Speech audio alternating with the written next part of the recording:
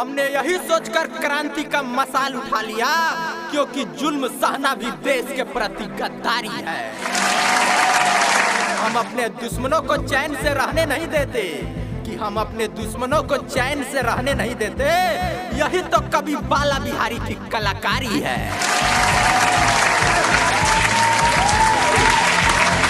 नमस्कार, मैं कवि बाला बिहारी बिहार की राजनीति पर एक कविता प्रस्तुत कर रहा हूँ, और मेरे इस कविता को आप लोग ज्यादा से ज्यादा शेयर कीजिए। चुनाव सिर पर आते ही सत्ता पक्ष की नींद उड़ जाती है। सत्ता पक्ष बेचैन हो जाता है कि कुर्सी कहीं हाथ से ना निकल जाए, लेकिन विपक्ष हताश निराश की अवस्था में घबराहट में रहता है। विगत 7-8 साल में देश में भूखमरी और बेरोजगारी अगर बढ़ी है तो उसमें सबसे ज्यादा विपक्षी नेता है। बेरोजगारी के दौर से गुजर रहे हैं, विपक्षी नेता विक्षिप्त अवस्था में पहुंचने लगे हैं। चाहे केंद्र सरकार का विपक्ष हो या हिंदुस्तान के किसी भी राज्य सरकार का विपक्ष हो, देश की जो भी राजनीतिक पार्टियां और उनके नेतागण राजनीति को रोजी रोटी का जरिया समझकर जनता की टैक्स के पैसों से भरी हुई खजाने को अपने बाप की जागीर समझते थे, अब वह जागीर की चाबी सबको नहीं मिलने वाली है। क्योंकि विगत कुछ सालों में जनता बहुत ध्यान से एक एक खबर, एक एक नेता और एक एक पार्टी पर नजर रख रही है। जनता सत्ता की जागीर उसी को सौंपेगी जो निष्ठावान होगा, कर्मठ होगा, जिसके पैरों में 10-20 किलोमीटर चलने की ताकत होगी। कुर्ता पैजामा पहनकर सरकारी खर्चों से या लूट और घोटाले के पैसों को पार्टी फंड का पैसा बताकर हेलीकॉप्टर से हवा में उड़ने वाले नेताओं को जनता हवा में उड़ाने का काम करेगी। एक दुर्भाग्यपूर्ण सच्चाई ये है कि बिहार में कोई नेता है ही नहीं। आज के तारीख में बिहार की धरती कर्मठ और निष्ठावान युक्त नेताओं से खाली है। बिहार के वर्तमान मुख्यमंत्री नीतीश कुमार की निष्ठा में कोई कमी नहीं है, लेकिन वो कर्मठ नहीं है। बिहार में कभी जंगल राज हुआ करता था और उस समय के नेता सिर्फ जातिवाद और अगली पिछड़ी की बात करके हिंसा फैलाकर और बराबर नरसंहार को बढ़ावा देते रहते थे। लेकिन जंगल राज से मुक्त हुई जनता फिरंगी राज में उलझ गई, मतलब तरकुल पर से गिरकर बिहार की जनता खजूर पर आकर अटक गई। तभी तो बिहार के प्रत्येक जिले के उस हर गांव में कब्रगाह के लिए जमीन देकर उसकी घेराबंदी कराकर एक विशेष समुदाय के लोगों को खुश किया गया। लेकिन कोई बता सकता है कि कहीं बिहार के किसी भी गांव में हिंदुओं के लिए, हिंदू मृतक के शव को जलाने के लिए कोई शमशान घाट है क्या? आज भी संपन्न हिंदू अपनी जमीन में मृतकों के शव को जलाते हैं, और जिनके पास पर्याप्त जमीन नहीं है वो सड़क के किनारे, नहर के किनारे या नदी के किनारे मृतकों को जलाते हैं। इस पर बिहार की बिहार सरकार या विपक्ष किसी ने कोई चर्चा तक नहीं किया आज तक, क्योंकि कहने कोई नेता हिंदू तो है, लेकिन हिंदुओं के प्रति इनकी भावना कुंठित हो चुकी है।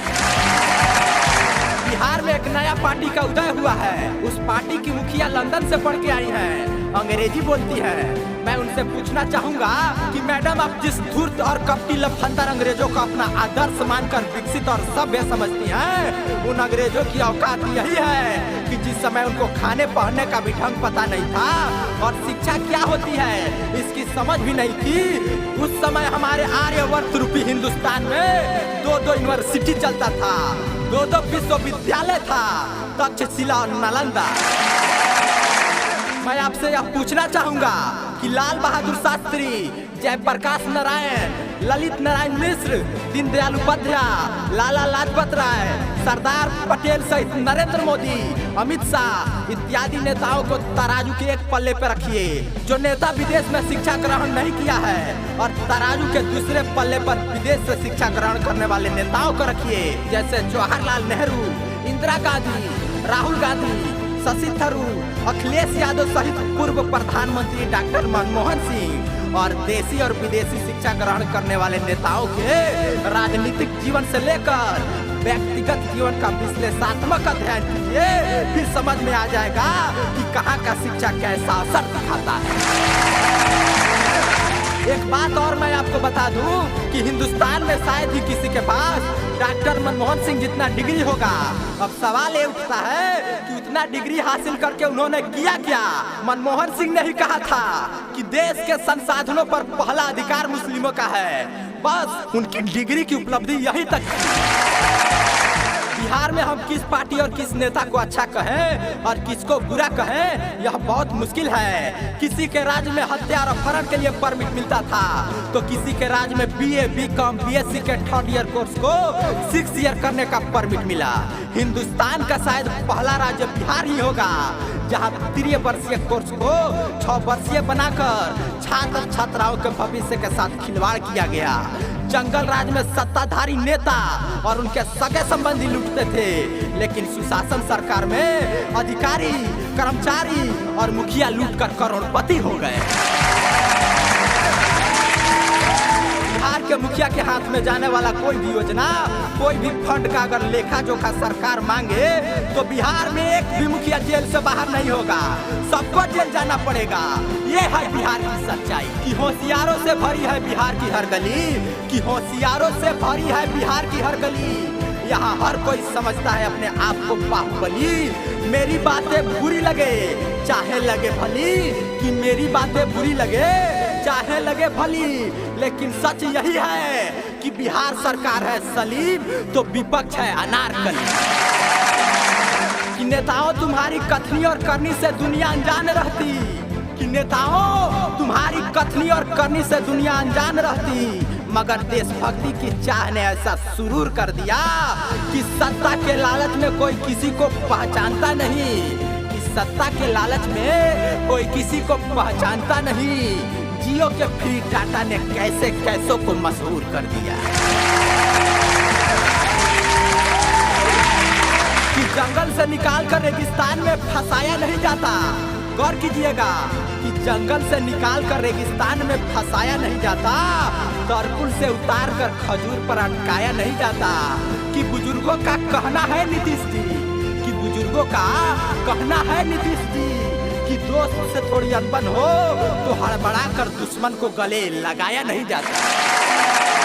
कि हमने यही सोचकर क्रांति का मसाल उठा लिया, कि हमने यही सोचकर क्रांति का मसाल उठा लिया, क्योंकि जुल्म सहना भी देश के प्रति गद्दारी है, कि हम अपने दुश्मनों को चैन से रहने नहीं देते। यही तो कवि बाला बिहारी की कलाकारी है। ये नया भारत है, ना नाम देखेगा ना खानदान देखेगा। ये नया भारत है, ना नाम देखेगा ना खानदान देखेगा, इज्जत के साथ देश का स्वाभिमान देखेगा। कि ये नया भारत है, ना नाम देखेगा ना खानदान देखेगा, इज्जत के साथ देश का स्वाभिमान देखेगा। कि कौन किसका बेटा है, कौन किसका पोता, कि कौन किसका बेटा है, कौन किसका पोता, देश तो नेताओं का सिर्फ काम देखेगा। अंत में मैं कवि बाला बिहारी, लोजपा के राष्ट्रीय अध्यक्ष और बिहार के ईमानदार स्वच्छ छवि के नेता स्वर्गीय रामविलास पासवान जी को श्रद्धांजलि देते हुए एक बात कहना चाहूँगा कि रामविलास पासवान बिहार के ऐसे नेता थे जिन पर कभी कोई दाग नहीं लगा, कोई भ्रष्टाचार का आरोप नहीं लगा।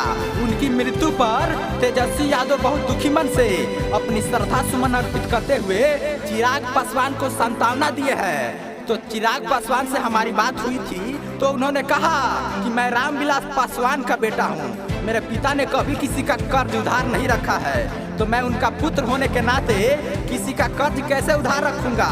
भगवान से यही प्रार्थना है कि भगवान तेजस्वी यादव की श्रद्धांजलि को जल्द से जल्द वापस करने का मौका दे।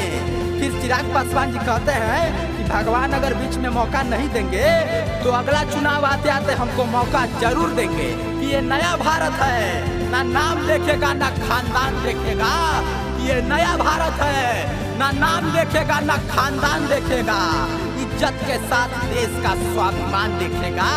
ये नया भारत है, ना नाम देखेगा ना खानदान देखेगा, इज्जत के साथ देश का स्वाभिमान देखेगा। कि कौन किसका बेटा है, कौन किसका पोता, कि कौन किसका बेटा है, कौन किसका पोता, देश तो नेताओं का सिर्फ काम देखेगा। मित्रों, हमारे इस कविता को आप लोग ज्यादा से ज्यादा शेयर कीजिए और YouTube पे सर्च कीजिए कवि बाला बिहारी गोपालगंज, और देश हित में हमारे संपूर्ण कविताओं को सुनिए और हमारे चैनल को भी सब्सक्राइब जरूर कीजिए और साथ ही बेल आइकन को जरूर दबाइए। जय हिंद, जय भारत।